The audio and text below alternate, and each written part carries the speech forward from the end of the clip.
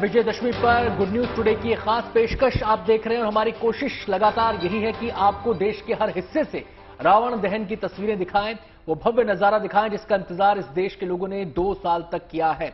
और विजयदशमी का ये पर्व जो हमें सीधे सीख देता है, संदेश देता है कि अच्छाई की जीत जरूर होती है, सत्य की जीत जरूर होती है। बुराई चाहे जितनी मर्जी ताकतवर हो, उसकी हार निश्चित है, उसका अंत निश्चित है। तो राम रावण का ये संग्राम यही हमें दर्शाता है। फिलहाल 3 तस्वीरें आपके सामने हैं और जैसा कि हमने आपको बताया कि देश के कुछ हिस्सों में रावण दहन शुरू हो चुका है। 3 तस्वीरें मोतिहारी, अमृतसर और पटना, ये तीनों ही जगह पर अब से कुछ देर पहले, कुछ मिनट पहले रावण के पुतलों का दहन हुआ है। और देखिए कितना हर्षोल्लास वहां पर देखने को मिला। वैसे तो ये नजारा हर साल देश के अलग अलग हिस्सों में दिखाई देता है, लेकिन दिल्ली एनसीआर में इस बार थोड़ा सा नजारा अलग होगा। आपको बताएं कि इस बार वहां पर जो रावण दहन होगा उसमें आतिशबाजी का प्रयोग नहीं है। इस बार लाइट एंड लेजर शो के, साउंड शो के जरिए इस बार रावण दहन के इस कार्यक्रम को दर्शाया जाएगा। आतिशबाजी का प्रयोग दिल्ली एनसीआर में वर्जित है, लिहाजा यहां पर पटाखों का इस्तेमाल रावण दहन में नहीं किया जाएगा। ये 3 तस्वीरें मोतिहारी, अमृतसर और पटना की, जहां से कुछ देर पहले रावण दहन हुआ है, संपन्न हुआ है और लोगों ने अपने मोबाइल कैमरों के जरिए इन दिव्य तस्वीरों को, इन भव्य तस्वीरों को अपने मोबाइल कैमरों में कैद किया है। और हालांकि जो हमने तस्वीर देखी थी पटना में, वहां पर एक सुरक्षित दूरी पर लोग मौजूद थे। यहां पर भीड़भाड़ थोड़ी ज्यादा मोतिहारी में दिखाई दे रही है और रावण का दहन ये दर्शाते हुए कि बुराई का अंत निश्चित है।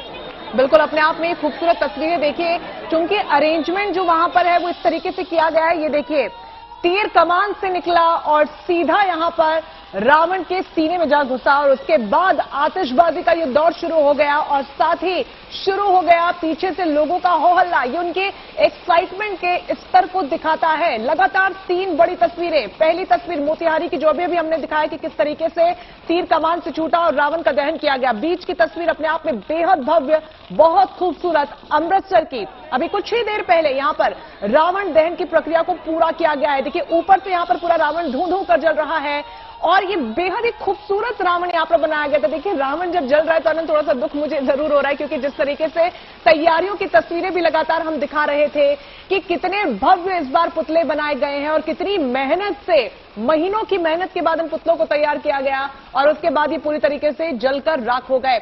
आखिरी तस्वीर पटना की तस्वीर, जहां पर पहले कुछ देर पहले रावण दहन हो चुका है। खुद मुख्यमंत्री नीतीश कुमार वहां पर मौजूद थे और ये लव कुश रामलीला की तस्वीरें आपको दिखा रहे हैं, जहां पर जो अभी अभी हमारे सहयोगी संजय ने जो तस्वीरें दिखाई थी कि किस तरीके से क्रेन के जरिए ऊपर से जो नजारा है वो दिखाया जा रहा है। और आप ये देख सकते हैं, लव कुश कमेटी के अध्यक्ष अर्जुन कुमार भी वहां पर मौजूद हैं, जिन्होंने बखूबी इस पूरे मंचन के कार्यक्रम को संचालित किया।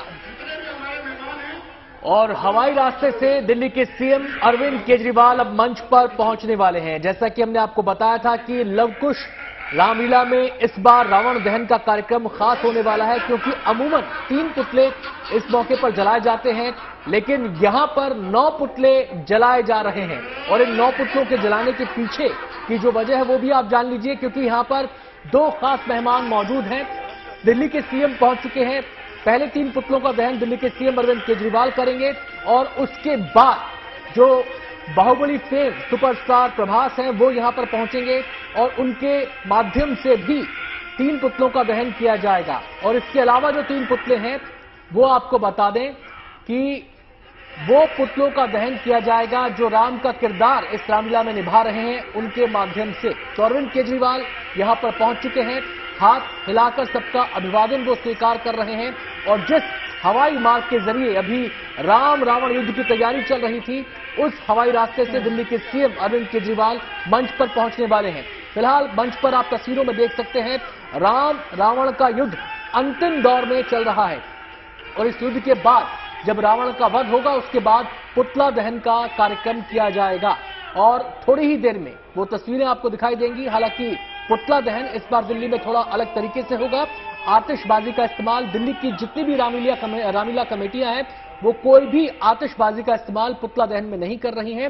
लाइट, साउंड और लेजर शो के जरिए इस बार पुतला दहन का एक कार्यक्रम संपन्न किया जाएगा, यानी कि तकनीक के सहारे वो दिव्य तस्वीर, वो शानदार तस्वीर आपको देखने को मिलेगी जिसमें आतिशबाजी का इस्तेमाल नहीं किया जाएगा। फिलहाल राम रावण के युद्ध का ये मंचन इस समय रामलीला के मंच पर हो रहा है और ये युद्ध अपने अंतिम चरण में है। बिल्कुल, और दो तस्वीरें लगातार हम आपको दिखा रहे थे और इस तस्वीर को देखिए जहां पर भगवान श्री राम यहां पर वध करेंगे रावण का और उसके बाद ही रावण दहन की प्रक्रिया शुरू होगी, जिसको लेकर दिल्ली के मुख्यमंत्री अरविंद केजरीवाल वहां पर पहुंच चुके हैं। और ये तीन बड़ी तस्वीरें, जहां पर पहली तस्वीर मंचन की, रामलीला मंचन की आखिरी जो प्रक्रिया है वो वहां पर जारी है।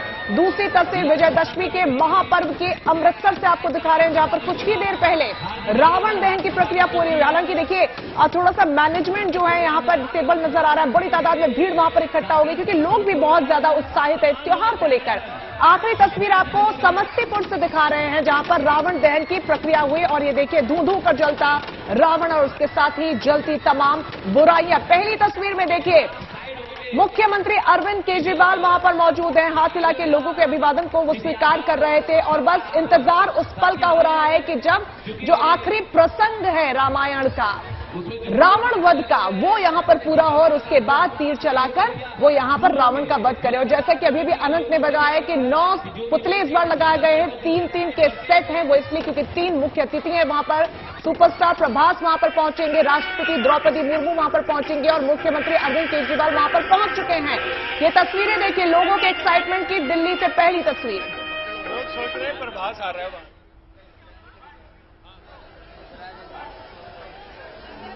तो फिलहाल इंतजार हो रहा है सुपरस्टार प्रभास का भी और लोग अपने मोबाइल कैमरों को थाम चुके हैं। एक झलक पाने के लिए बेताबी यहां पर साफ तौर पर देखी जा सकती है।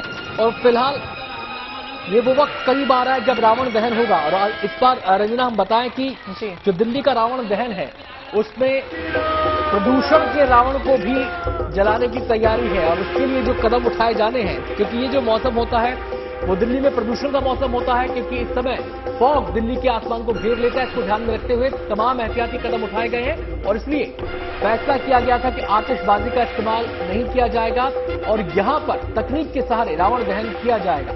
रामलीला का ये मंचन मंच के ऊपर हो रहा है। इस समय राम रावण युद्ध यहां पर चल रहा है और थोड़ी ही देर में वो दृश्य भी हमारे सामने होगा जब राम की नाभि में राम तीर मारेंगे और जो उसकी नाभि में अमृत था, जिसकी वजह से उसे अमरता का वरदान प्राप्त था। आपको बता दें कि ब्रह्मा जी से उसे वरदान मिला था, अमरता का वरदान प्राप्त था। रावण ने यह वर मांगा था कि वो ना किसी मनुष्य के हाथों उसकी मृत्यु हो, ना वो किसी जानवर के हाथों मारा जाए। और जब उसे ये वरदान मिला तो उसके बाद वो ये मान बैठा था, उसे ये अंधविश्वास हो चुका था कि उसका वध कोई नहीं कर सकता है सृष्टि में। और यही उसका अंधविश्वास, यही उसका जो अहंकार था उसे ले डूबा और वो सत्य और असत्य में फर्क नहीं कर पाया। वो ये नहीं जान पाया, वो ये नहीं समझ पाया कि जो काम वो कर रहा है वो गलत है और राम की शरण में उसे चले जाना चाहिए। तमाम उसके, चाहे वो नाना हो या फिर उसके भाई विभीषण हो, उन्होंने बात उसको समझाने की कोशिश की थी लेकिन उसके समझ में नहीं आई। और ये तस्वीरें अब लुधियाना की आपके सामने आ रही हैं। पंजाब का एक और शहर अमृतसर के बाद अब लुधियाना, जहां पर रावण का दहन कर दिया गया है। हम आपको बता दें कि अब से कुछ देर पहले की ये तस्वीरें हैं जो लगातार अलग अलग शहरों से आ रही हैं। और जैसा कि हमने कार्यक्रम की शुरुआत में ही आपको बताया था कि आज अगर आप रावण दहन देखने नहीं जा पा रहे हैं तो आपको किसी बात का मलाल नहीं होगा। बस आप गुड न्यूज टुडे लगा लीजिए और केवल एक जगह का रावण दहन नहीं देख पाएंगे आप, देश के अलग अलग हिस्सों का रावण दहन आप देख पाएंगे। केवल दिल्ली एनसीआर ही नहीं बल्कि देश के जो अलग अलग बड़े बड़े शहर हैं वहां से भी रावण दहन की तस्वीरें हम आपको दिखा रहे हैं। अमृतसर की तस्वीर हम आपको दिखा चुके हैं, लुधियाना की तस्वीर आपकी टीवी स्क्रीन पर मौजूद है जहां पर अग्नि रावण को अपनी लपटों में ले चुकी है और थोड़ी ही देर में ये पूरा का पूरा पुतला जलकर खाक हो जाएगा। बुराई का अंत होगा, बुराई के प्रतीक का अंत होगा। और उसके बाद और भी शहरों की तस्वीरें लगातार आएंगी और दिल्ली की तस्वीरें तो हम आपको लगातार दिखा ही रहे हैं कि कैसे वहां पर अब तैयारियां अंतिम चरण में हैं। आपको बताया कि मंच पर वहां मुख्य अतिथि जो है अरविंद केजरीवाल पहुंच चुके हैं। थोड़ी ही देर में वो रस्म अदायगी भी की जाएगी जब वो बाण के जरिए रावण दहन की दिशा में कदम बढ़ाएंगे। और दो तस्वीरों में आप देख सकते हैं, एक तरफ दिल्ली की तस्वीर, मंच पर अरविंद केजरीवाल और अर्जुन कुमार जो कि लवकुश रामलीला कमेटी के अध्यक्ष हैं, वो बैठे हुए मंच पर बातचीत कर रहे हैं। और जहां तक मैं अंदाजा लगा पा रहा हूं इस बातचीत के अंदर शायद अर्जुन कुमार ये पूरा बताने की कोशिश कर रहे हैं कि इस बार किस तकनीक के सहारे कितने भव्य तरीके से इस रामलीला का आयोजन किया गया है। और अरविंद केजरीवाल के चेहरे पर साफ तौर पर खुशी देखी जा सकती है, काफी उत्साहित वो यहां पर नजर आ रहे हैं। और एक तरफ मंच के एक तरफ अरविंद केजरीवाल बैठे हैं और दूसरी तरफ राम रावण युद्ध का मंचन जारी है। दो तस्वीरें आपके सामने, लुधियाना में रावण दहन हो चुका है, दिल्ली में रावण दहन की तैयारी है। बिल्कुल आनंद, जिस तरीके से तस्वीरें सामने आ रही हैं बेहद खूबसूरत है और शायद मुझे भी किसी प्रकार का मलाल नहीं है कि मैं रावण दहन को देखने नहीं जा सकी, क्योंकि अलग अलग क्षेत्रों से मुझे रावण दहन की तस्वीरें देखने को मिल रही हैं। तो असत्य पर सत्य की जीत की ये तस्वीर आपको देहरादून से दिखा रहे हैं, जहां पर रावण दहन की प्रक्रिया जो है वो पूरी हो चुकी है और ये तस्वीरें उसकी बड़ी बानगी कि किस तरीके से धू धू कर यहां पर रावण जल रहा है और साथ ही तमाम कुरीतियां भी जलकर राख हो गई हैं। खूबसूरत बात यह है कि अरेंजमेंट जो है वो पुख्ता यहां पर किए गए हैं, क्योंकि इस तरीके के कार्यक्रमों में जहां पर आतिशबाजी होती है, धुआं निकलता है, बम पटाखों का इस्तेमाल होता है, बड़े हादसे की संभावना भी बनी रहती है, लेकिन लोगों का एक्साइटमेंट भी चरम पर है, लोगों का उत्साह भी चरम पर है। और ये तीन अलग बड़ी तस्वीरें आपको दिखा रहे हैं, दिल्ली से सीधी तस्वीरें लव कुश रामलीला की, और ये आखिरी मंचन की तस्वीरें आपको दिखा रहे हैं रामलीला में, जहां पर कुछ ही देर में बस रावण का वध होगा। देखिए वध होगा, उसको लेकर सब बहुत ज्यादा उत्साहित है, लेकिन अनंत ये भी बात हमें नहीं भूलनी चाहिए कि रामायण शायद रावण के बिना कभी पूरी हो ही ना, क्योंकि जिस प्रकार का प्रचंड ज्ञान उनके पास था या जो वैभव था या जो शक्ति थी, लेकिन सिर्फ एक अहंकार ने उनको यहां पर उनके वध करने पर राम को मजबूर कर दिया। और उसके बाद से ही लगातार बुराई पर अच्छाई के संदेश के रूप में इस पूरे पर्व को मनाया जाता है। और मंचन की खूबसूरत तस्वीरें आपको दिखा रहे सहयोगी संजय शर्मा हमारे साथ जुड़ गए। संजय, क्या कुछ ताजा तस्वीरें सामने आ रही हैं वहां से? अभी यहाँ पर राम रावण युद्ध चल रहा है। उधर खास मेहमान भी आ गए हैं, मुख्य अतिथि अरविंद केजरीवाल दिल्ली के मुख्यमंत्री वहां मौजूद हैं और अभिनेता प्रभास यहाँ पर मौजूद हैं, जिनको अमरेंद्र बाहुबली के नाम से लोग ज्यादा जानते हैं। आदि पुरुषों की फिल्म आ रही है तो यहाँ पर मौजूद है। बस राम रावण युद्ध अपने चरम और परम स्थिति की ओर आगे बढ़ रहा है, जहाँ रावण का वध होने वाला है। और अब 1-2 मिनट में ही मुझे लग रहा है कि राम के बाण से रावण का अमृत कुंभ बिल्कुल सूख जाएगा और उसके साथ ही रावण का अंत होगा। यानी एक बार फिर हम बुराई पर अच्छाई की विजय को स्थापित कर सकते हैं। ये हमेशा ये शुरुआत ही रहा है। हमारे ऋषियों मुनियों ने भी कहा है सत्यमेव जयते, तो सत्य की विजय होती है, धर्म की विजय होती है। और उसमें अब ये युद्ध अपने चरम और परम स्थिति की ओर आगे बढ़ रहा है, यानी फाइनल अभी होने ही वाला है, जिसमें रावण का वध होगा और राम की विजय होगी। जरूर दिखाई पड़ रहे हैं। उसी समय विभीषण आकर उनकी दुविधा का समापन करते हैं और विभीषण आकर बताते हैं कि उनके पेट में बाण मारा जाए, तभी रावण का अंत हो सकता है। और यही यहाँ का उत्सव। अभी यहाँ के दिल्ली के मुख्यमंत्री अरविंद केजरीवाल और रामलीला कमेटी के आयोजक विमान से ऊपर से नीचे उतरे और इसके साथ ही सारे लोग वहां विराजमान हुए हैं। संजय, अरविंद केजरीवाल को तो हम देख पा रहे हैं, दिल्ली के सीएम को, लेकिन क्या प्रभास के आने की सूचना है? प्रभास भी पहुंच चुके हैं क्या वहां पर? यहाँ पर यह खबर मिल गई है कि प्रभास आ गए हैं और इसके साथ ही उनके यहाँ पर मंच पर आने की तैयारियां चल रही हैं। मुझे लग रहा है इसीलिए युद्ध भी थोड़ा लंबा खींच रहा है, क्योंकि जब तक मुहूर्त तो कब का निकल चुका है जिसमें ये कहते हैं कि सूर्यास्त के समय राम रावण का युद्ध अपने चरम और परम स्थिति की ओर आया और सूर्यास्त के समय रावण का वध हुआ था। सूर्यास्त के फौरन बाद रावण के पार्थिव शरीर का अंतिम संस्कार हुआ। भगवान राम ने विभीषण को कहा कि आप ही, अब चूंकि कुल में कोई नहीं है इसलिए आप ही अपने भ्राता का और जितने भी लोग हैं अपने परिजनों का अंतिम संस्कार करें। बस अब ये युद्ध अपने निर्णय की ओर जा रहा है, जिसमें रावण के दर्प भरे बोल बढ़ते जा रहे हैं और यही अब विभीषण राम के कान में बताएंगे कि रावण की नाभि में अमृत कुंभ है। जब तक ये अमृत कुंभ रहेगा तब तक रावण का विनाश नहीं हो सकता है। लिहाजा उनके अमृत कुंभ में यानी नाभि में ही बाण मारने से अग्नि बाण मारा जाएगा, तभी अमृत कुंभ सूखेगा। जी, अमृत कुंभ की यहाँ पर बात आ रही है तो जहन में एक सवाल ये आता है, वो ये कि शायद रावण को अपने अंत का एहसास हो गया था और शायद यही वजह थी कि उसने विभीषण को देश निकाला दिया। अगर वो चाहता तो विभीषण को बंदी भी बना सकता था, लेकिन उसने विभीषण को देश निकाला दिया। शायद वो भी मोक्ष के रास्ते पर आगे बढ़ना चाहता था। शायद वो जान चुका था कि राम क्या है, राम कौन है। देखिए हमारे शास्त्रों में बहुत सारी चीजें एक परंपरा के साथ जुड़ी हैं। अगर हम अलग अलग युगों की बात करें तो ये कहा जाता है कि पिछले जन्म में विभीषण हिरण्यकश्यप का पुत्र प्रहलाद था। पिछले जन्म में रावण हिरण्यकशिपु था। उसने जब देखा कि एक हरि भक्ति करने वाले को अगर ज्यादा परेशान किया जाए तो वो उसकी मौत का कारण बनता है, लिहाजा उसने कहा कि विभीषण भले राम की भक्ति करता हो लेकिन उसे अपने पास ही अलग रहने दिया जाए, उसे बाहर ना निकाला जाए। वो तो समय की मांग थी कि जब उन्होंने बहुत प्रताड़ित किया तो विभीषण ने फैसला किया कि वो अब यहां से नहीं रहेगा, वो यहां से बाहर जाएगा। और इसके साथ ही जब राम की भक्ति करने वालों को की सीने पर लात मारी गई है तब रावण का अंत हुआ, यानी राक्षसी प्रवृत्ति का अंत हुआ है। यही यहां पर भी दिखाई दे रहा है। अब इनके रावण के तरफ भरे बोल बढ़ते जा रहे हैं और इसके साथ ही अब रावण का अंत होने वाला है। ये लीला में अंत होता है, लेकिन असली रावण का अंत तो तब होगा जब हम अपने अंदर के राम को जागृत करेंगे, हम अपने अंदर के राम को महसूस करेंगे, तभी बुराई का अंत होगा और रावण का अंत होगा। तभी हमें अच्छाई और बुराई की परख होगी।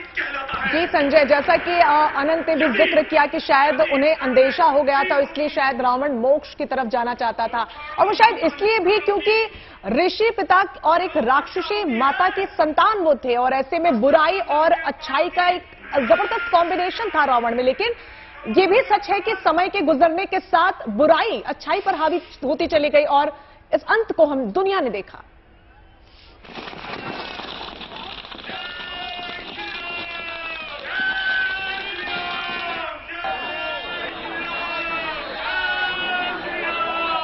संजय, आवाज मिल रही है आपको?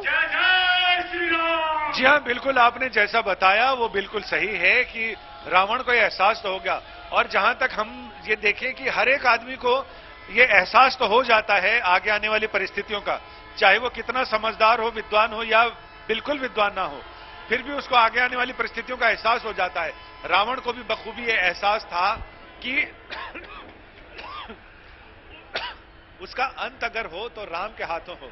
अलग अलग तरह की कथाएं हैं, लेकिन ये भी है कि कुछ लोग रावण को बहुत धर्मात्मा साबित करने की कोशिश करते हैं। उनका ये कहना है कि सीता इतने दिन वहां रही अशोक वाटिका में, लेकिन रावण ने उनको हाथ नहीं लगाया।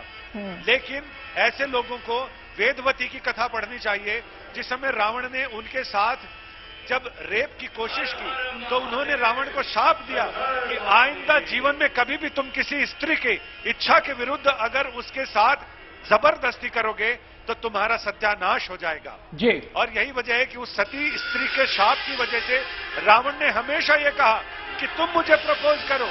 रावण रामचरितमानस में और लिखा केवल है, जिसमें सुंदरकांड में वो बताते हैं जी, ये केवल इकलौती कथा नहीं है संजय, ये केवल इकलौती कथा नहीं है संजय, कथाएं और भी हैं। स्त्रियों के अपमान से जुड़ी, अप्सरा रंभा से जुड़ी भी कथा है कि उसका भी अपमान रावण ने किया था। मंदोदरी की बहन से जुड़ी भी कथा है, माया के साथ भी जुड़ी कथा है कि माया के साथ भी अभद्रता उन्होंने की थी और तब माया ने भी उन्हें श्राप दिया था कि एक स्त्री तुम्हारे विनाश का कारण बनेगी। तो चंद ही लम्हे बचे हैं जब सबकी निगाहें टिकी हैं दिल्ली की लवकुश रामलीला पर, और वहां पर अतिथि आने शुरू हो गए हैं। दिल्ली के सीएम अरविंद केजरीवाल वहां पहुंच चुके हैं और इंतजार हो रहा है अब प्रभात का। फिलहाल रामलीला का मंचन इस समय रामलीला के मंच पर चल रहा है।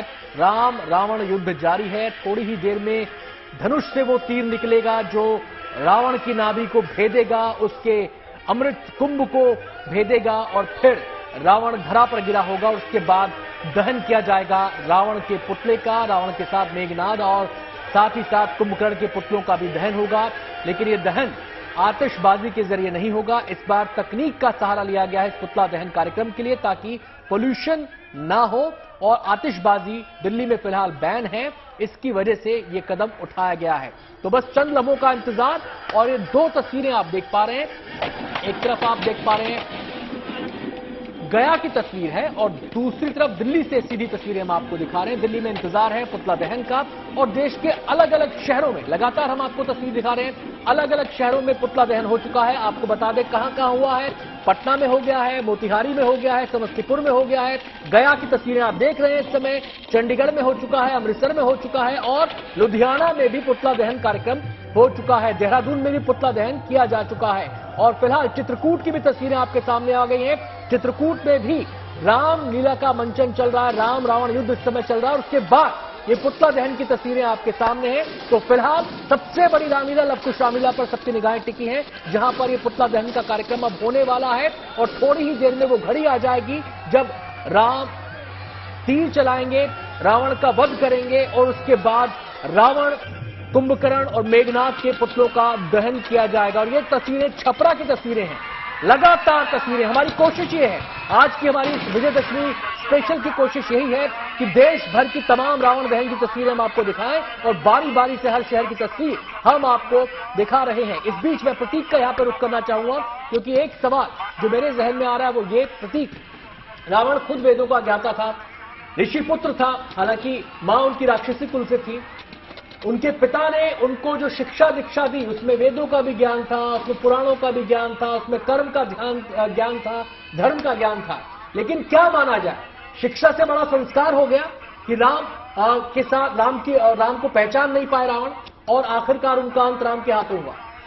देखिए, शिक्षा उनमें बराबर थी जैसा कि आपने जिसका जिक्र भी किया, बट संस्कार भाई कहीं ना कहीं संस्कार के जो गुण थे, जो गुणधर्म था संस्कार का, वो राक्षसी प्रवृत्ति का था। इस वजह से हम सतयुग की बात कर रहे हैं। सतयुग में कहते हैं अपराध 10% था, फिर द्वापर में बढ़ा, त्रेता में बढ़ा, इस तरह से कलयुग में पूरी तरह से बढ़ गया। तो उस समय भी कहीं ना कहीं आसुरी संस्कार की वजह से कहीं ना कहीं ये दिन की नौबत आई कि वो अपने दंभ, अपने अहंकार, अपने ईर्ष्या, अपने लोभ के कारण राम की शक्ति नहीं पहचान पाए, शिव का ज्ञान नहीं पहचान पाए और सतयुग का आचरण कहीं ना कहीं अपने अंदर नहीं ढाल पाए। अदरवाइज देखा जाए, अगर इस एक पर्टिकुलर चीज को छोड़ दिया जाए आनंद जी, तो निश्चित तौर पर वेदों के ज्ञाता, महापंडित, हर तरह की सिद्धि रखने वाले व्यक्ति, जैसा कि मैं बता रहा था 9 ग्रहों को एक साथ बांधने की शक्ति, इतना विद्वान उसके बाद या उससे पहले कभी संसार में नहीं हुआ। लेकिन सिर्फ और सिर्फ एक दुर्गुण, संस्कार विहीन होना, भारी पड़ गया। बिल्कुल प्रतीक जी, और एक और चीज महत्वपूर्ण ये भी यहां से समझ में आती है कि अति आत्मविश्वास जो होता है वो भी विनाश का कारण बनता है और यही देखने को भी मिला। ब्रह्मा जी से वरदान रावण ने मांगा था कि कोई दानव, किन्नर उनका वध और देवता वध ना कर सके और इसी चीज का अति विश्वास कहीं ना कहीं हो गया था कि कोई मनुष्य और जानवर तो मार ही नहीं सकता और शायद इसीलिए अंत हुआ। अति सर्वत्र वर्जिते, इसीलिए कहा जाता है। कहीं ना कहीं यही एक वजह रही, उन्हें लगा कि शायद मैं जब भी पूजा पाठ करता हूं, जब शिव जी की आराधना करता हूं, शिव जी मेरे समक्ष होते हैं, तो मुझे कौन मार सकता। 9 ग्रह को मैं बांध सकता हूं, मैं अपना जन्म चक्र बदल सकता हूं, लेकिन जो कि अर्ध सत्य था, जो उन्हें जब तक समझ में आता तब तक बहुत बड़ी भूल वो कर चुके थे, देरी कर चुके थे। और जैसा कि भीष्म पितामह ने महाभारत के दौरान भी कहा है, जब कई लोग उनके समक्ष पहुंचे और कहा आप चाहें तो इस युद्ध को रोक सकते हैं, लेकिन उन्होंने सिर्फ 3 वाक्य में जवाब दिया, नियति होकर रहेगी। तो यही कहीं ना कहीं रावण के साथ घटित हुआ। रावण अपनी पटकथा लिखवा चुके थे श्री राम के साथ, खास तौर से वही वजह रही, वो उसी पद पर, उसी खास तौर से पथ पर चलते रहे। उनके पद लगातार और संस्कारों का दमन जिस तरह से हुआ और जिस तरह से उनका कहीं ना कहीं ईर्ष्या, क्रोध, अहंकार कारण बना उनकी पराजय का। मैं सीधे यहां पर संजय का रुख करना चाहूंगा। संजय, घोषणा हुई है, अभी एक हमने संवाद सुना जहां पर विभीषण राम को कह रहे हैं कि आप उनकी नाभि में तीर चलाइए, तो यानी कि वो लम्हा करीब आने वाला है जब पुतलों का दहन देखने को मिलेगा। नाभि की बात कह चुके हैं। पहली बात तो ये जो मंचन से जुड़ी है, और दूसरी बात मैं राम से जुड़ा एक सवाल आपसे करना चाहता हूं संजय, वो ये कि राम हमारे रोम रोम में है, राम हमारी रग रग में है, राम हमारी सामूहिक चेतना है।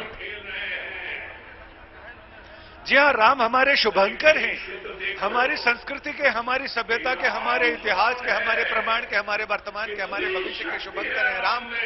और रावण की मृत्यु, रावण बहुत चिरंजीवी नहीं था, लेकिन वैद्य सुषेण ने उनके अपनी सर्जरी के थ्रू, अपने ज्ञान के जरिए उन्होंने उसके पेट में अमृत का कुंभ स्थापित किया था, जिससे कि वो चिरंजीवी हुआ। और विभीषण को ये पता था, ये बात सिर्फ विभीषण को पता थी, रावण की मां को पता थी और रावण को पता थी। उसमें विभीषण ने जब ये बताया, अब रावण उसे बहुत दुर्वचन कह रहा है, ये कह रहा है कि तुमने मेरा भाई होकर तुमने राम का साथ दिया है। और ये कह रहे हैं कि ये अपने अधर्मी होने पर वो अपनी सफाई पेश कर रहा है और ये तर्क दे रहा है कि मैं अधर्मी नहीं। लेकिन जो शास्त्र कहते हैं वो ये कहते हैं कि आपके पास भरपूर बल हो, आपके पास भरपूर विद्या हो, लेकिन अगर आपके पास विवेक नहीं हो तो आपके पास नीर क्षीर, ये अच्छाई और बुराई, इसको समझने की शक्ति नहीं होती है। लिहाजा आप उसको, विवेक ही होता है जो आदमी को बताता है क्या अच्छा है, क्या करणीय है, क्या अकरणीय है, क्या अच्छा है, क्या बुरा है। बस अब ये तीर इन्होंने चलाया है और रावण ने बस अब ये आखिरी तीर चलने वाला है, जिस पर रावण का अंत होगा। अभी तक शायद अभिनेता प्रभास का इंतजार चल रहा है और इसीलिए अब ये आखिरी तीर लगा और रावण का अंत हुआ है। आतिशबाजियां चल रही हैं, ये ठंडी आतिशबाजियां हैं जिनसे प्रदूषण कम होता है, रोशनी ज्यादा। ऐसा ही जय श्री राम के जयकारों के साथ ये सिद्ध होता है, राम ने रावण का अंत कर दिया है। विजय सत्य की हुई है, धर्म की हुई है और विजय विवेक की हुई है, विजय संस्कारों की हुई है। रावण का अंत हो चुका है, युद्ध भूमि में रावण मृत शरीर के रूप में पड़ा है और उधर तैयारियां चल रही हैं, जहां ये सब मुख्य अतिथि पहुंचे हैं। बस अब यहां पर रावण के पुतलों का दहन होगा। यहां पर 9 पुतले लगाए गए हैं, 3 मुख्य अतिथि रहने वाले हैं। 3 मुख्य अतिथियों के लिए रावण, कुंभकर्ण और मेघनाद के पुतलों के 3 सेट लगाए गए हैं, ताकि हर अतिथि अपने अपने रावण का वध करे। तो एक पुस्तक आई थी, संजय ये बताएं जी, संजय ये बताएं कि ये 9 पुतले लगाए गए हैं, इनका एक साथ दहन होगा या बारी बारी से आप थोड़े थोड़े गैप के बाद दहन होगा इनका दहन बारी बारी से होगा। पहले तो यह था कि राष्ट्रपति यहां पर पहुंचने वाली थी, महामहिम राष्ट्रपति के लिए रावण, मेघनाद और कुंभकर्ण के पुतलों का सेट था। मुख्यमंत्री अरविंद केजरीवाल आ रहे हैं, उनके लिए भी दूसरा रावण है और अभिनेता प्रभास, उनके लिए एक अलग रावण, कुंभकर्ण और मेघनाद है।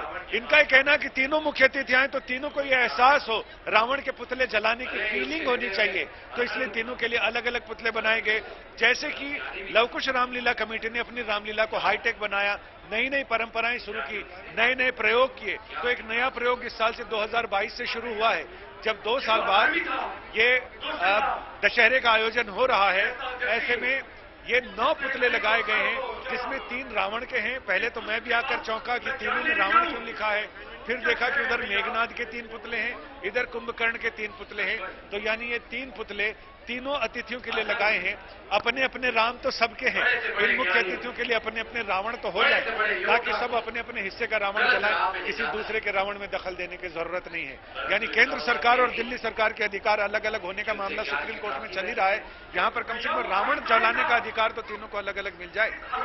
बिल्कुल संजय, अपने आप में बेहद जरूरी भी है कि हम सभी अपने अपने अंदर के रावण को पहचाने और उसे यहाँ पर खत्म करें। रामलीला का मंचन, चूंकि मंच पीछे देख सकते हैं कि पूरी तरीके से खाली हो चुका है और मंचन खत्म हो चुका है, क्या समझा जाए कि बस कुछ ही देर में अब रावण दहन की प्रक्रिया भी शुरू हो जाएगी। प्रभास क्या पहुंच चुके हैं मंच पर?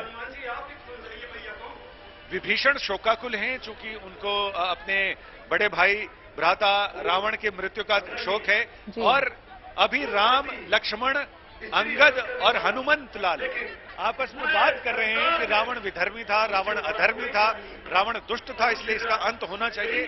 और रामचंद्र इस पर अफसोस कर रहे हैं कि हमने एक ब्राह्मण का वध किया है, एक विद्वान का वध किया है। इस पर ये सारे लोग बता रहे हैं कि हे भगवान, शोक करने की जरूरत नहीं, रावण अधर्मी और विधर्मी था, उसका नाश होना ही समाज के हित में है, उसका नाश होना ही सबके हित में। सर्वजन हिताय रावण का वध हुआ है। अब ये बिल्कुल अंत की ओर ये रामलीला चल रही है। जैसे ही विजयी होकर राम उधर आएंगे, मुख्य अतिथि उनका विजय तिलक करेंगे, उनकी आरती उतारेंगे और इसके साथ ही आज की लीला का समापन हो जाएगा। आरती के साथ ही ये राजनीति का ज्ञान लेने लक्ष्मण रावण से राजनीति का ज्ञान लेने आए हैं। यानी ये वो है अयोध्या का रावण, लंका के राम। उस पुस्तक की शुरुआत भी, ग्रंथ की शुरुआत भी जो पंडित दिनकर जोशी जी ने लिखी थी, उसकी शुरुआत भी यहीं से होती है। जब रावण युद्ध भूमि में पड़ा है और राम लक्ष्मण को भेजते हैं कि आप ज्ञान लेने जाइए, और लक्ष्मण जब उनके पैरों की तरफ जाते हैं तो रावण उन्हें ज्ञान देने से मना कर देता है। और जब फिर दोबारा जाते हैं, फिर वो उनके चरणों की ओर खड़े होते हैं, यानी सिर की तरफ खड़े होने पर वो ज्ञान नहीं देते।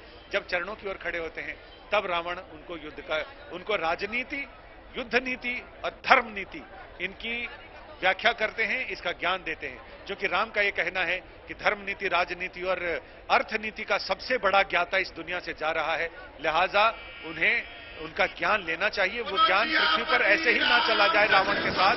लक्ष्मण जाते हैं और लक्ष्मण फिर उसका ज्ञान लेते हैं। सबसे पहला और उचित ज्ञान मुझे अब तक याद है उस पुस्तक का, वो ये है कि राजनीति में किसी पर भी भरोसा नहीं करना चाहिए, क्योंकि राजनीति में भरोसा करना सबसे बड़ी मूर्खता है। कितना भी नजदीक आपसे क्यों न हो। संजय लौटते हैं आपके पास, संजय आपके पास लौटते हैं। फिलहाल मंच से कलाकार जा चुके हैं और शायद अब इंतजार खत्म होने वाला है थोड़ी देर में, और अरविंद केजरीवाल भी उठ चुके हैं। दूसरी तस्वीर आप देख सकते हैं, जम्मू के रावण दहन की तस्वीरें हैं। अब से कुछ देर पहले हमने आपको लेह में रावण दहन की तस्वीर आपको दिखाई थी, और अब जम्मू में भी रावण दहन हो चुका है और अरविंद केजरीवाल अब मंच पर खड़े हो चुके हैं और थोड़ी ही देर में रावण दहन शुरू होगा दिल्ली में भी। लाडले मुख्यमंत्री परम आदरणीय श्री अरविंद केजरीवाल जी, जिनके दिल में आज करोड़ों लोगों का ये दर्द रहता है कि उनको कैसे सुख सुविधाएं दें, उनको कैसे खुशी मिले, कैसे उनका जीवन स्तर ऊंचा हो, और ऐसे लाडले मुख्यमंत्री आज हमारे बीच में हैं। मैं चाहूंगा कि एक बार जोरदार तालियों से आप उनका अभिनंदन करें।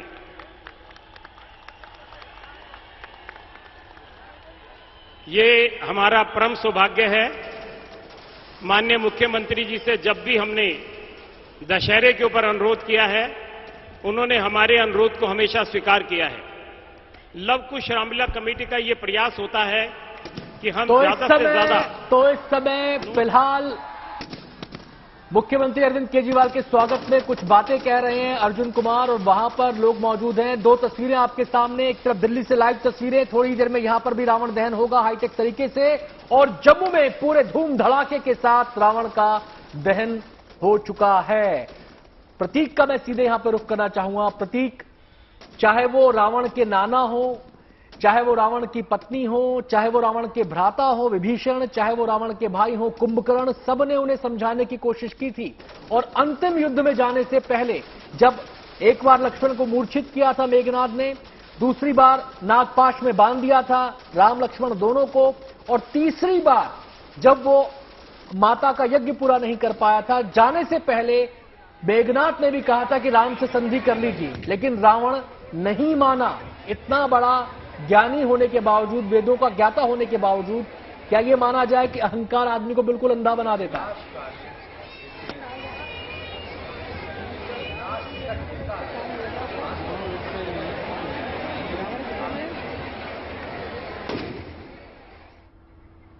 विनाश काले विपरीत बुद्धि, जैसा कि मैं कह रहा था, तो जब विनाश निकट होता है तो बुद्धि काम करना बंद कर देती है। तो रावण का विनाश निकट था।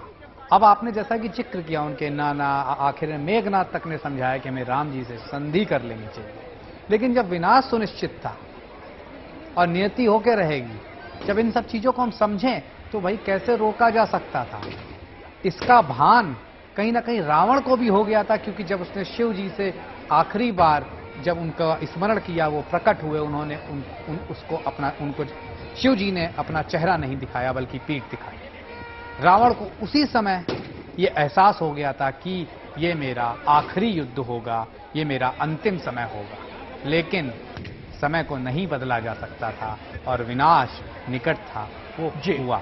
अच्छा, कहा तो प्रतीक ये भी जाता है कि जिस समय सीता स्वयंवर हो रहा था और जैसे ही राम ने शिव का वो धनुष उठाया और उस धनुष पर प्रत्यंचा चढ़ाकर उसको तोड़ा, उसी समय रावण को यह आभास हो चुका था कि तुझको मारने वाला इस धरा पर आ चुका है। जी बिल्कुल सही कह रहे हैं, क्योंकि कहीं ना कहीं त्रिकालदर्शी कहे गए हैं रावण को असीमित ज्ञान था, तो उन्हें इसका भान था, लेकिन कहीं ना कहीं जैसा कि रंजना जी भी कह रही थी, अति आत्मविश्वास ये भी एक दुर्गुण होता है। वो अति आत्मविश्वास के शिकार थे, उन्हें पता था मुझे सारी सिद्धियां हैं, मेरे पास सारे तरह के अस्त्र हैं जो उस समय देवी देवताओं के पास भी नहीं हुआ करते थे, तो उन्हें लगता था मुझे आखिर फिर कौन मार सकता। ये अति आत्मविश्वास आखिर में रावण को ले डूबा। और आज की यही सीख है, आज के नौजवानों को यह सीख है, देशवासियों को यह सीख है कि हम अक्सर अति आत्मविश्वास के शिकार हो जाते हैं। तो ओवर कॉन्फिडेंस, अति आत्मविश्वास कभी भी हमें भलाई के रास्ते नहीं ले जाता। बिल्कुल प्रतीक जी, रणभूमि में जरूर रावण का वध यहां पर किया गया था, लेकिन एक स्त्री उनकी मौत की वजह बनी थी। कारण यह है कि अपनी बहन का बदला लेने की कसम खाने वाले रावण स्त्रियों को कभी सम्मान करते हुए पाए नहीं गए थे। उसके कई उदाहरण देखने को मिलते हैं। पत्नी मंदोदरी की बड़ी बहन के साथ अच्छे रिश्ते नहीं थे और उन्होंने ये श्राप दिया था कि इनकी मौत की जो वजह है वो स्त्री ही बने। मैं हमेशा कहता हूं ज्योतिष में शुक्र है कि शुक्र है और शुक्र स्त्री है, तो अगर स्त्री से आपने श्राप ले लिया तो कभी शुक्र नहीं मना पाएंगे। तो यही रावण के साथ हुआ। आप याद करिए, जब जब उन्होंने इस तरह की चीजें करी तब तब वो एक लेवल पीछे चले गए। आप उठा के साहित्य को पढ़िए, मंदोदरी वाला जो जिक्र आप यहाँ कर रहे हैं, उसी के बाद से ही डाउनफॉल शुरू हो गया था और उसके बाद उनकी कहीं ना कहीं हसरत इतनी बढ़ गई कि उन्होंने सीता जी का हरण भी किया। तो ये सब चीजें दर्शाती हैं कि हमें हमेशा अपनी सीमा नहीं लांघनी है, चाहे वो काम में हो, चाहे क्रोध में हो, चाहे लोभ में हो, चाहे मोह में हो, चाहे अहंकार में हो, चाहे अति आत्मविश्वास में हो। तो हर जगह हमें अपनी सीमा में बंधे रहना है, नहीं तो पराजय विनाश निश्चित है। और राम तो खुद नारायण का अवतार थे, लेकिन उन्होंने कभी भी मर्यादाओं का उल्लंघन ना खुद किया, ना ही अपने राज्य में होने दिया। इसीलिए वो मर्यादा पुरुषोत्तम भी कहलाए और मर्यादाओं का ख्याल रखते हुए वो हमेशा जीवन में आगे बढ़े। और इस समय ये 3 तस्वीरें आपके सामने हैं। मैसूर का दशहरा उत्सव आपके सामने है, औरैया में रावण दहन हो रहा है और इसके अलावा जो तस्वीर है वो दिल्ली की है, जहां पर तैयारियां चल रही हैं।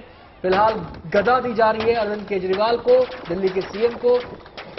हम सीधे रुख कर लेते हैं संजय शर्मा का।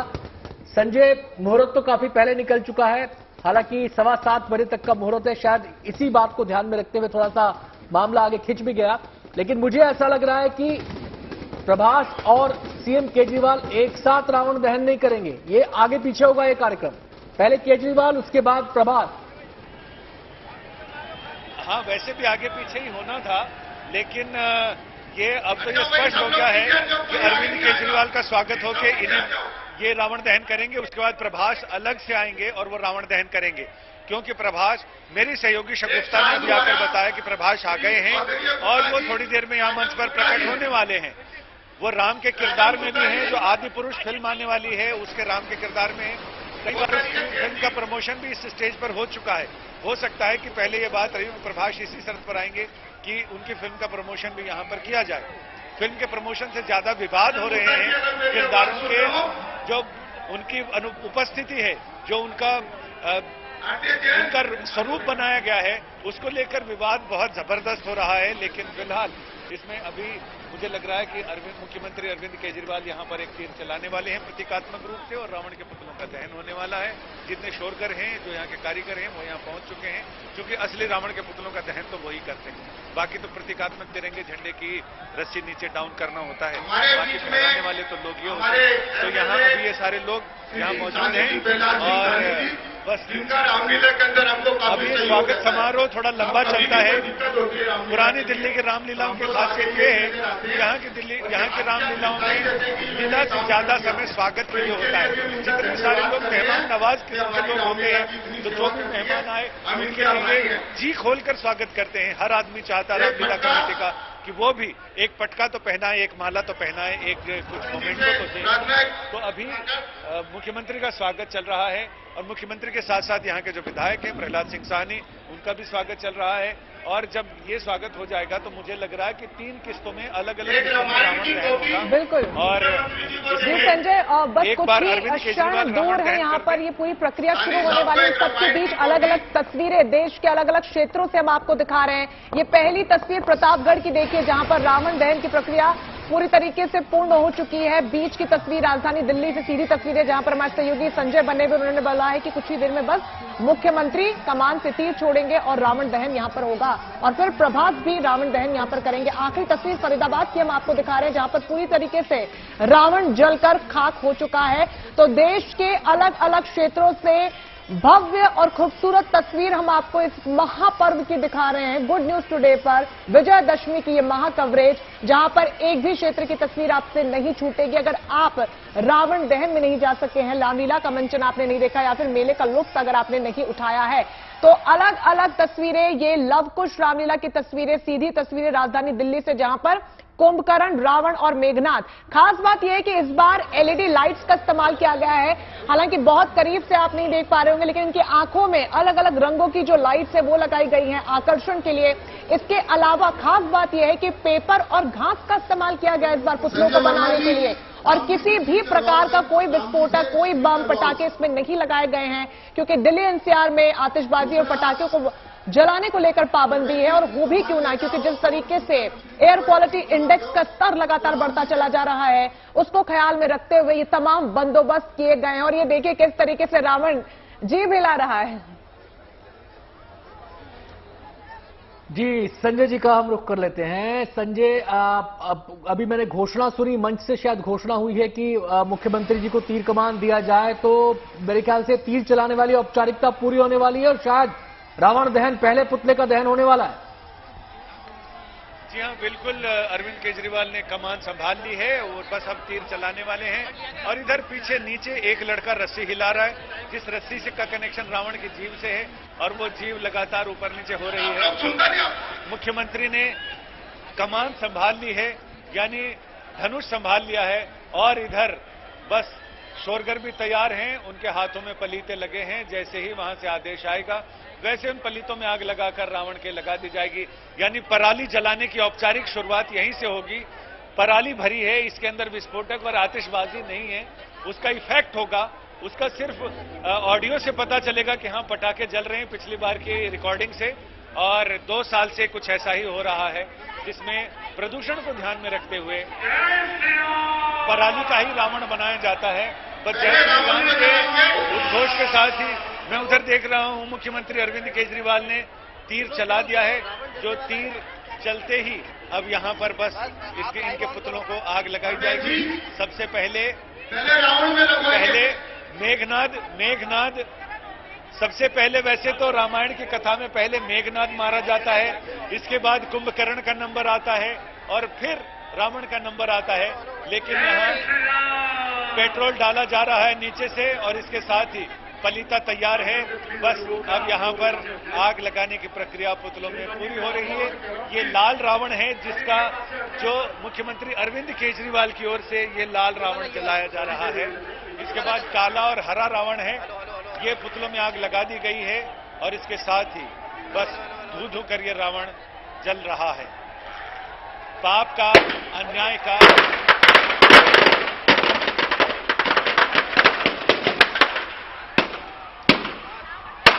यानी पटाखे तो इसमें थे, ये कहा कि इसमें पटाखे नहीं, पटाखे थे होते हुए हमने देखे। ये ऑडियो का इफेक्ट नहीं है, ये ओरिजिनल पटाखे जले हैं। रावण का एक पुतला, बस अब ऑडियो इफेक्ट बाद में आया, पटाखे पहले आए। यानी पटाखे भी हैं इसमें, पर्यावरण को ध्यान में रखते उतने पटाखे नहीं है जितने हर बार हुआ करते थे, लेकिन हाँ आतिशबाजियां हैं। हो सकता है कि वो पराली को और ज्यादा गति देने के लिए हो, लेकिन रावण के एक पुतले का दहन हो चुका है। अब मेघनाद का पुतला, यहाँ शायद परंपरा थोड़ी बदल गई है, मेघनाद का पुतला दूसरे नंबर पर चलाया जा रहा है।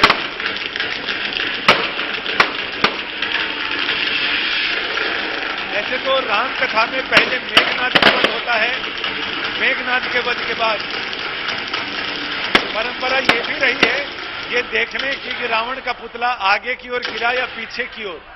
कई पुराने लोगों को हमने देखा, वो कहते हैं अरे पहले देखो पुतला आगे की ओर गिर रहा या पीछे। आगे की ओर गिरता हुआ पुतला शुभ माना जाता है और पीछे की ओर गिरते हुए पुतले को लेकर पूर्वज हमारे चिंतित हो जाया करते थे, आखिर पुतला पीछे क्यों गिरा है, क्या कुछ अनिष्ट तो नहीं होने वाला है। और ये पुतला आगे की रस्सियां ढीली कर दी गई हैं, पुतला आगे की ओर गिरा है। यानी जो पुरातन मान्यता मानते हैं उनको भी ये सोचकर तसल्ली हो जानी चाहिए कि पुतला आगे की ओर गिरा है। संजय, पटाखे तो हैं इन पुतलों के अंदर।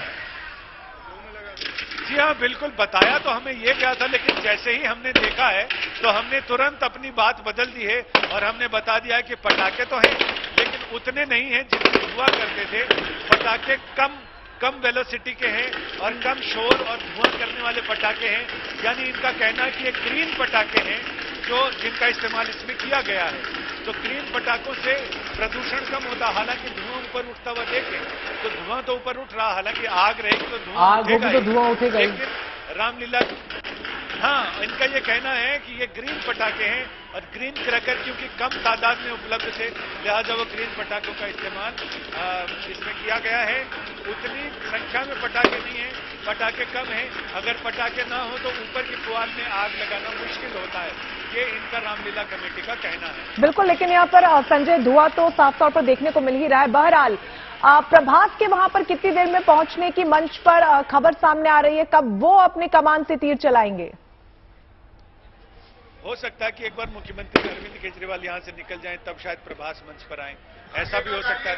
क्योंकि मुझे मंच पर कुछ दिखाई नहीं पड़ रहा, मेरे पीछे जितने सारे लोग हैं सब ने अपने मोबाइल तान रखे हैं, तो मुझे कुछ दिखाई नहीं पड़ रहा कि मंच पर क्या हो रहा है। सिर्फ आवाज सुनाई पड़ रही है, हम सिर्फ ऑडियो सुन पा रहे हैं, वीडियो देख नहीं पा रहे हैं कि वहां क्या हुआ।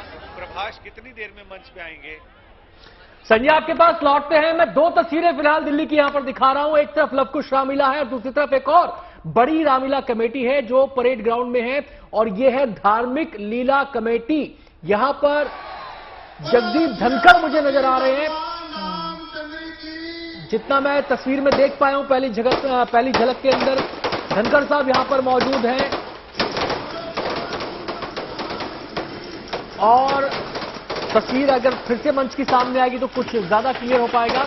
और ये दो तस्वीरें आपके सामने हैं, परेड ग्राउंड दिल्ली, यहां पर भी रावण का दहन शुरू हो गया है और दूसरी तस्वीर है लवकुश रामलीला दिल्ली की, जहां पर अब से कुछ देर पहले रावण के पुतले का दहन हुआ, उसके बाद मेघनाद और कुंभकर्ण के पुतलों को दहन उनका किया गया और एक सेट जो पुतलों का 3 सेट पुतले थे उनमें से एक सेट 3 पुतलों के एक सेट का यहां पर दहन हो चुका है और अब दूसरे सेट के पुतलों का दहन होने का इंतजार है।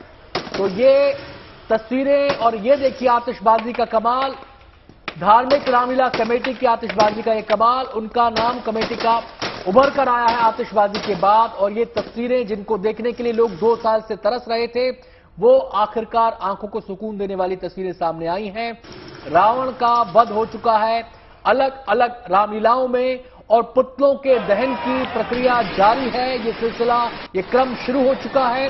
दिल्ली के भी रामलीला ग्राउंड्स के अंदर 2 बड़ी रामलीला कमेटी की तस्वीरें आपके सामने हैं, एक तरफ धार्मिक रामलीला कमेटी और दूसरी तरफ लवकुश रामलीला कमेटी।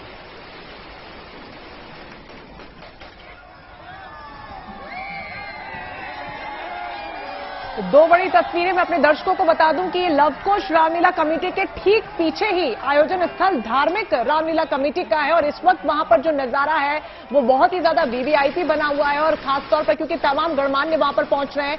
दिल्ली के मुख्यमंत्री लवकुश रामलीला कमेटी में पहुंचे जिन्होंने अपने हिस्से का रावण, कुंभकर्ण और मेघनाद के सेट को यहां पर दहन कर दिया है। तो वहीं दूसरा कैमरे 2 की जो तस्वीर आपको दिखा रहे हैं वो धार्मिक रामलीला की है जहां पर उपराष्ट्रपति जगदीप धनखड़ पहुंचे हुए हैं। जो तस्वीरों में हमने देखा है तो तमाम गणमान्य वहां पर पहुंचे इस मौके को और भी ज्यादा खास बनाने के लिए। और ये हमारे देश की परंपरा है कि जो आखिरी दिन होता है रावण दहन का दिन, उस दिन तमाम घास परेड ग्राउंड में आपको बता दें कि पूर्व राष्ट्रपति रामनाथ कोविंद भी वहां पर उनके साथ मंच साझा कर रहे थे। तो तो ये तस्वीर जो एकदम झलक से निकली थी, दोबारा से हम आपको जरूर दिखाएंगे। उपराष्ट्रपति जगदीप धनखड़ और पूर्व राष्ट्रपति रामनाथ कोविंद एक साथ वहां पर मौजूद थे और रावण दहन की प्रक्रिया को वहां पर बहुत ही अलग तरीके से किया गया, जहां पर लास्ट में जब पूरी तरीके से रावण जलकर खत्म हुआ तो उसके बाद उनकी कमेटी का नाम उभरकर लाइटिंग के जरिए वहां पर सामने आया।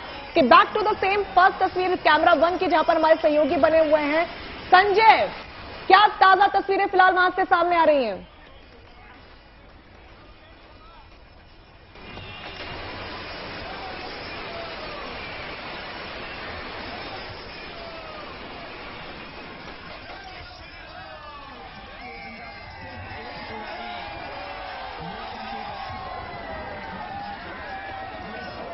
संजय, आवाज मिल रही है आपको? चलिए हमारे सहयोगी से दोबारा संपर्क साधने की कोशिश करेंगे। इन सबके बीच ये तस्वीर खूब बरकत दे आपकी सबकी।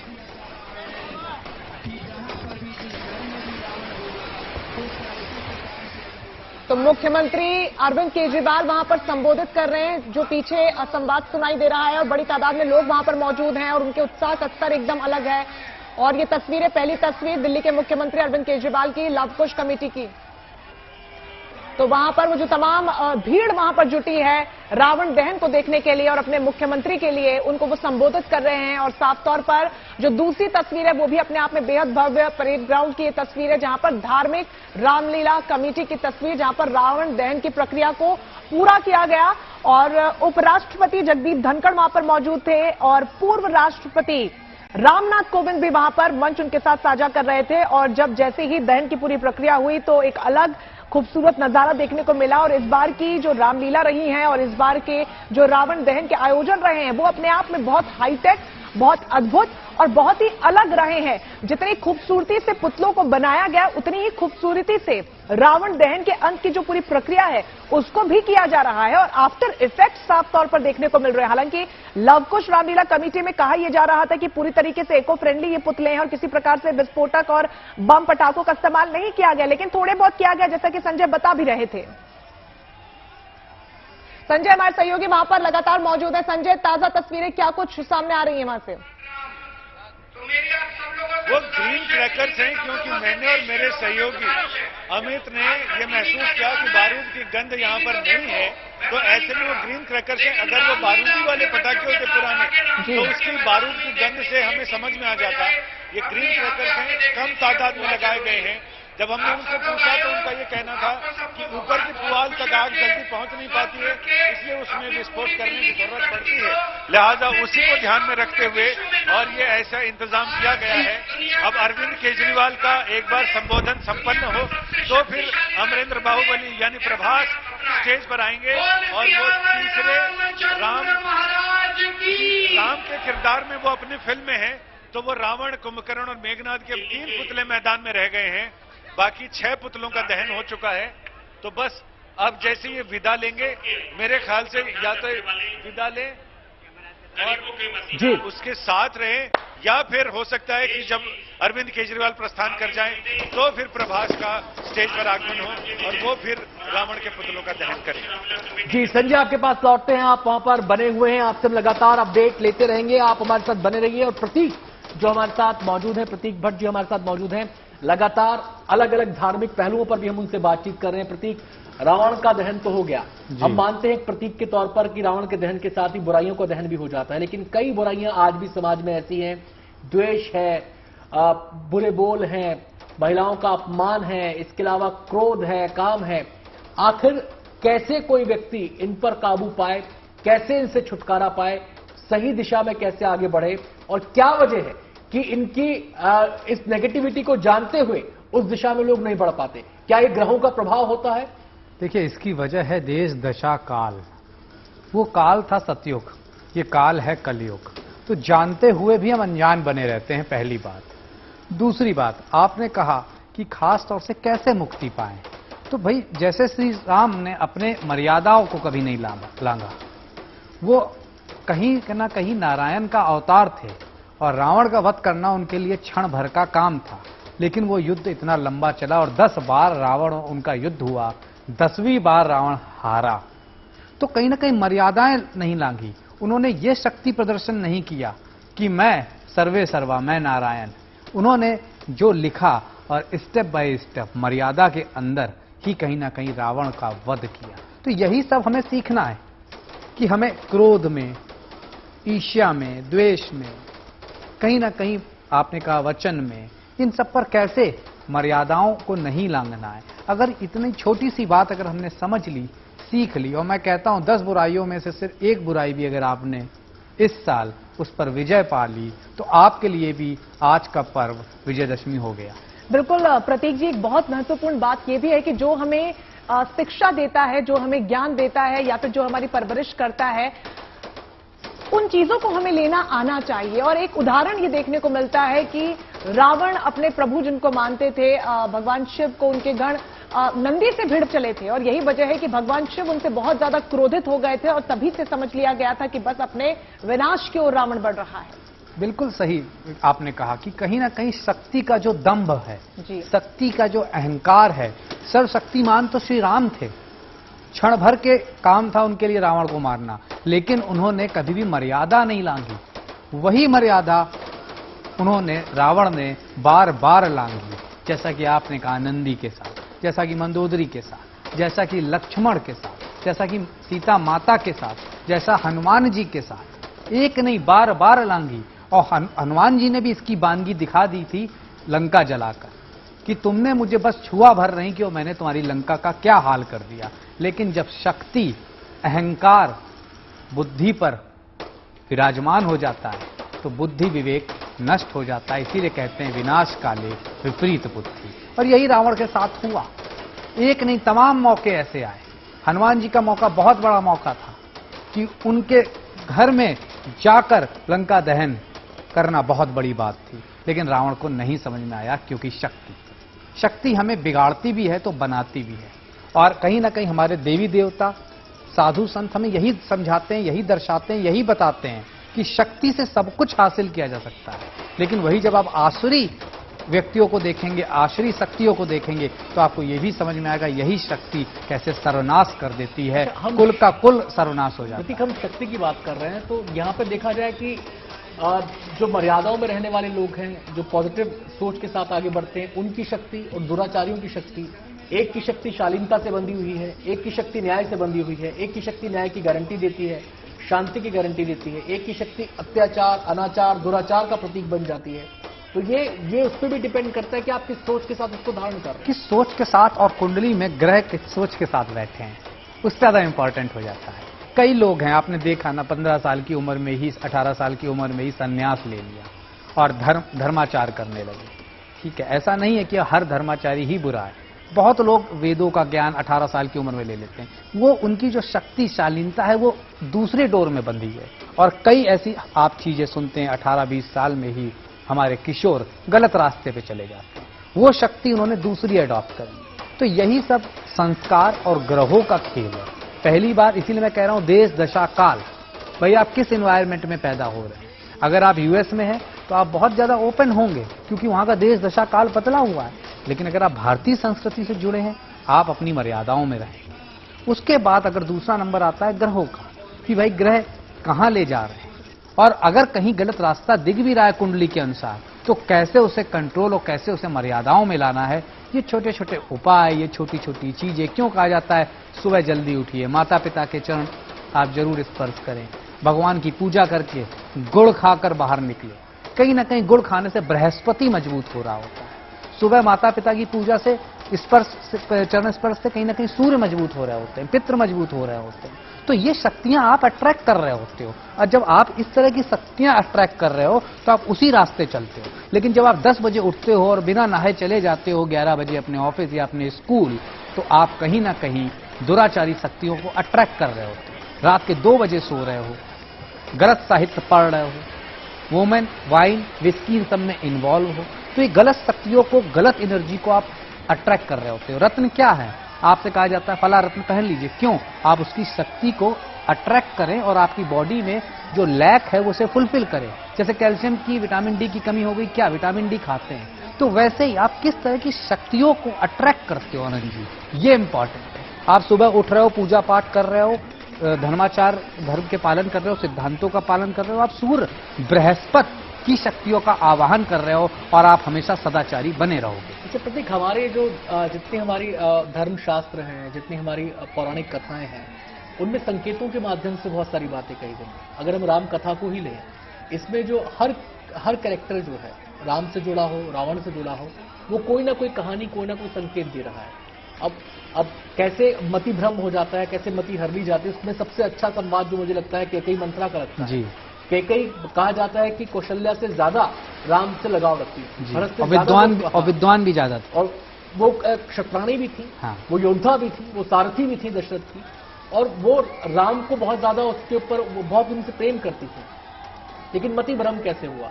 तो वो जो मंत्रा का कैरेक्टर, मुझे लगता है कि वो शायद वो नेगेटिविटी है जो हमारे मन के किसी कोने में दबी रहती है, उभर के आ जाती है। यही चीज हमें समझनी हो, इसी चीजों से। जैसे कि आपकी कुंडली में मान लीजिए राहु थोड़ा सा गड़बड़ है, लेकिन अगर आपने राहु क्या चाह रहा है, रात के 12 बजे पार्टी करके आप वापस आइए, सुबह 9 बजे तक सोइए, पूजा पाठ से दूर होइए। जब आप ये सब करने लगते हैं, जो वो छोटा सा पार्ट है वो विकराल रूप ले लेता है। मंत्रा का पार्ट बहुत छोटा सा था रामायण में, लेकिन उसने रामायण को विकराल रूप दे दिया। तो अगर ग्रहों को समझे, कुंडली को समझे, तो राहु केतु का आखिर हैं क्या, छाया ग्रह कहे गए ना, लेकिन तब भी कहा गया कलयुग के राजा। तो उनका रूप बहुत छोटा है, लेकिन विकराल रूप हम और आप दे रहे हैं, क्योंकि हम कहीं ना कहीं पथभ्रष्ट हो चुके हैं। और अगर वही पथ को हमने समझ लिया, सिद्धांतों को समझ लिया, मूल्यों को समझ लिया, तो सूर्य और बृहस्पति की एनर्जी जब आप अट्रैक्ट करने लगते हो, ऑटोमेटिकली जो 10 बुराइयां उसमें से 1-2 बुराइयां तो उसी दिन आपके जो रावण की कम हो जाता है। प्रतीक जी, जिस तरीके से अलग अलग सीख हमें रामलीला से देखने और सुनने और समझने को मिलती है, एक बहुत महत्वपूर्ण पहलू ये भी है कि जो इंसान जीवन में हमें आगे बढ़ा रहा है, हमें नेगेटिविटी की, बुराई की, ईर्ष्या की, अमान्यता की हम बात कर रहे हैं, लेकिन एक बहुत महत्वपूर्ण पहलू ये है कि जो लोग जिंदगी में हमारा साथ देते हैं, जो हमें आगे बढ़ाते हैं, कभी उनका साथ हमें नहीं छोड़ना चाहिए। और शत्रु चाहे आपका कोई भी हो, अगर वो आपसे ज्यादा बलवान है, आपसे ज्यादा शक्तिशाली है, तो उसका सम्मान भी आना चाहिए। उसका एक प्रसंग हमें देखने को भी मिलता है, जब समुद्र पुल का निर्माण हो रहा था और भूमि पूजन की आवश्यकता थी, तो शिवलिंग की तो स्थापना कर दी गई थी, और चूंकि भगवान श्री राम खुद क्षत्रिय थे, सेना में कोई ब्राह्मण नहीं था और आसपास घने जंगल थे, इलाके में, करीब के इलाके में सिर्फ रावण था, और उन्होंने रावण को न्योता दिया। आप रंजना जी जो कहना चाह रही है ना कि हमें भूलना नहीं चाहिए, परोपकार, उपकार, या रिश्तों में किसी ने हमारा साथ दिया हो, इन सबको अगर एक शब्दों में बांधूं तो ईमानदारी। आप यही कह रही हो, ओवरऑल हर जगह में ईमानदार रहना पड़ेगा, चाहे उपकार परोपकार हो, चाहे रिश्ते हो। तो ऑनेस्टी, ईमानदारी खत्म हो चुकी है कलयुग। और जब ईमानदारी कौन दे रहा है? सूर्य।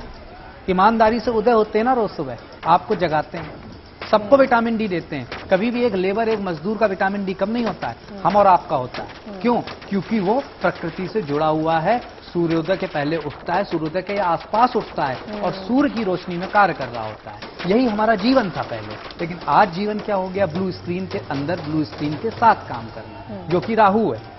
तो कहीं ना कहीं ईमानदारी आपको समझना होगा, हमें ईमानदार हर जगह रहना। बिल्कुल प्रतीक जी, जो difference of opinion, agree to disagree, ये तमाम नए जमाने के जो शब्द देखने को मिलते हैं, लेकिन इसका बीज कहीं ना कहीं त्रेता युग में बो दिया गया था, जिन उदाहरणों में साफ तौर पर देखने को मिलता है। साफ दिखता है। और हमारी जितने साहित्य, चाहे रामायण हो चाहे महाभारत, कहा गया है कि अधर्म बढ़ता जाएगा 25-25% हर युग में, कलयुग में आके 100% हो जाएगा। साफ लिखा गया, ऐसा नहीं कि सतयुग में अधर्म नहीं था, 25% था, लेकिन रावण जैसे लोग बस 25% थे। आज 100% है, तो इसलिए आज तो और मेहनत करनी है। तब रावण इतना अधर्मी होते हुए भी ज्ञानी था, पूजा पाठ करता था, हवन करता था, लेकिन अगर आज आप कलयुग का अधर्मी देखोगे तो इनमें से कोई काम नहीं करता। तो इसीलिए 100% अधर्म कलयुग में कहा गया है। इसलिए हमें जो पूजा की इंटेंसिटी है, जो हमें धर्म की इंटेंसिटी है, वो बढ़ानी होगी इस कलयुग की चीजों से पार पाने के लिए। जी।